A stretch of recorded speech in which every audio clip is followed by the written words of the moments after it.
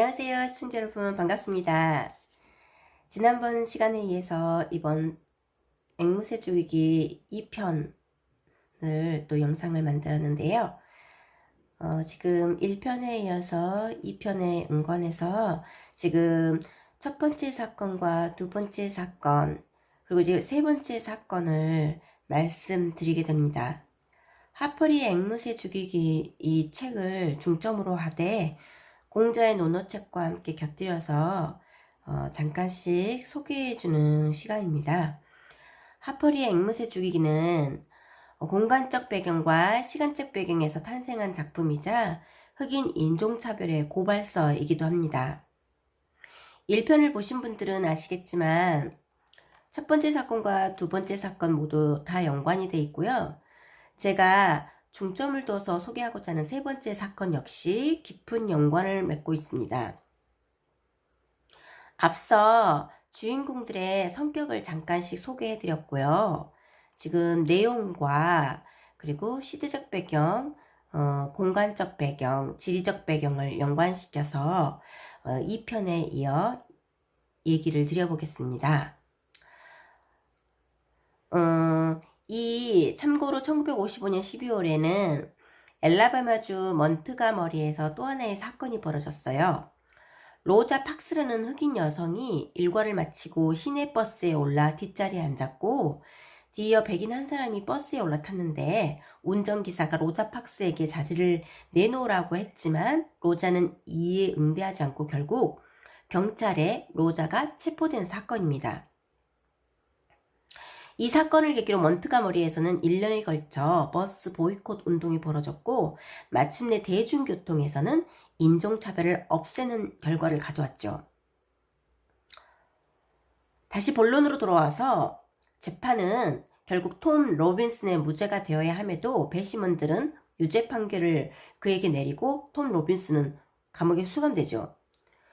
주인공 아빠 애티커스 핀치는 항소까지도 생각하며 톰 로빈슨의 무고함을 계속 알리려고 노력하지만 냉혹한 현실과 아나무인격인 백인들의 거센 반발은 결국 톰 로빈슨의 무기력한 자살로 이어지게 하고 이 죽음은 두 남매 즉 스캇과 잼의 어린아이의 시선에서도 너무 불합리한 시대와 상황에 대한 경각심을 일깨워줍니다.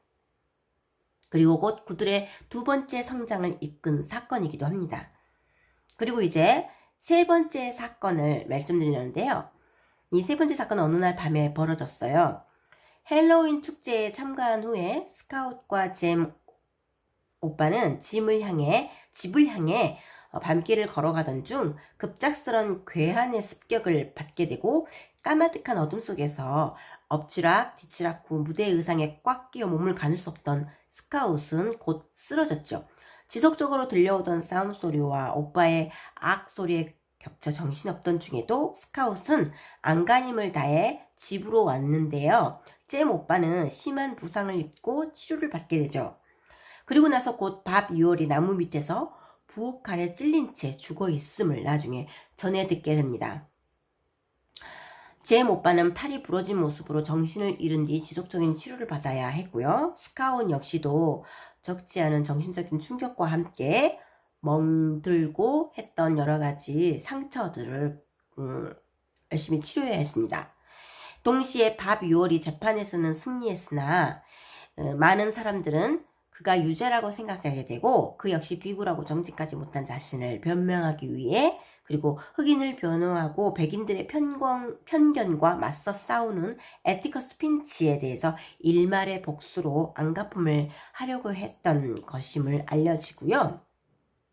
그게 두 남매를 습격하는 밥 유월의 그 냉혹하고도 엄청 비굴한 모습이었었죠. 결국 그는 스스로 본인의 칼에 본인이 죽음을 당한 거죠.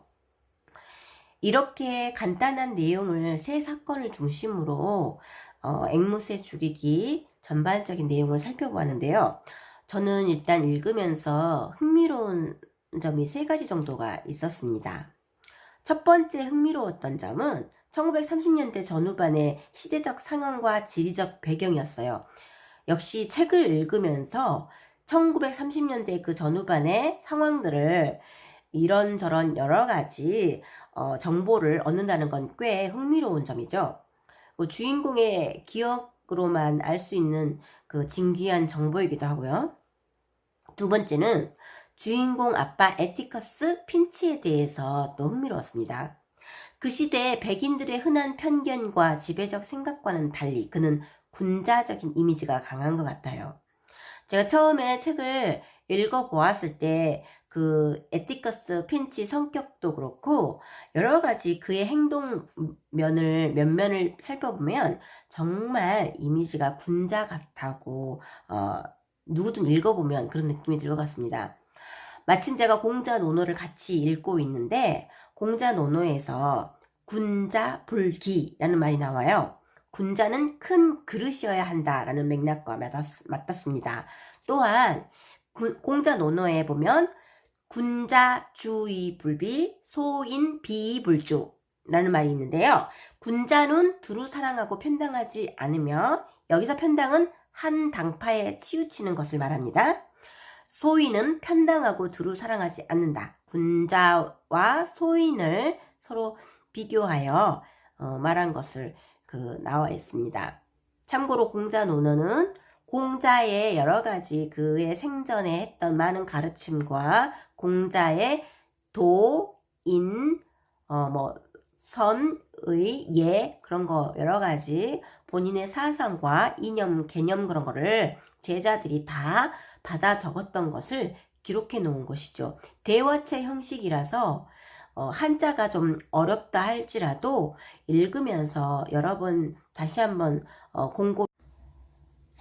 군자는 두루 사랑하고 편당하지 않으며 소인은 편당하고 두루 사랑하지 않는다. 그리고 두 번째 군자 이 말뜻에서 군자처럼 주인공 아빠는 두루 사랑하고 백인이든 흑인 입장이든 두루 객관적으로 보려고 노력하면서 법과 원칙 사이에서 올곧은 이념을 갖고 행하는 진정한 군자 같은 모습이었습니다. 그의 성격에 대해 여기 내용에서 이웃집 모디 아줌마는 이렇게 중간 부분에서 표현하고 있어요. 너의 아빠 에티커스 핀치는 사람들이 다니는 길에서나 집안에서 똑같이 행하시는 분이란다. 그리고 세 번째는 제가 또 흥미롭게 느꼈던 세 번째는 법적인 용어들이었어요. 아무래도 주인공 아빠가 변호사이자 주의원으로 활동하고 있고 이 주요한 사건들의 재판에서 이루어지는 면에서 법적인 용어들이 심심찮게 등장합니다. 그런데 주석을 달아서 법적인 용어들에 대한 해석이 나와 있어서 함께 이해하는 데 어려움이 없었고요. 그냥 들었을 때는 좀 어렵고 이해가 안 가는 단어들일지라도 이 책 내용과 연관해서 보니 나름 정말 공부하는 재미가 있었던 것 같습니다.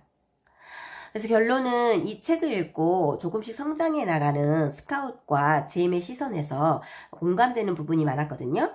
몇백 년간 지속되었던 흑인 노예 문제가 링컨 대통령에 의해 폐지될 때까지 그리고 가혹하고 수없는 난항이었던 암흑 같은 그 시기에 살아갔던 흑인들의 수많은 흑인들의 마음을 감히 헤아릴 수 없을 것 같습니다. 아주 조금이나마 이해하려 노력할 뿐이지요.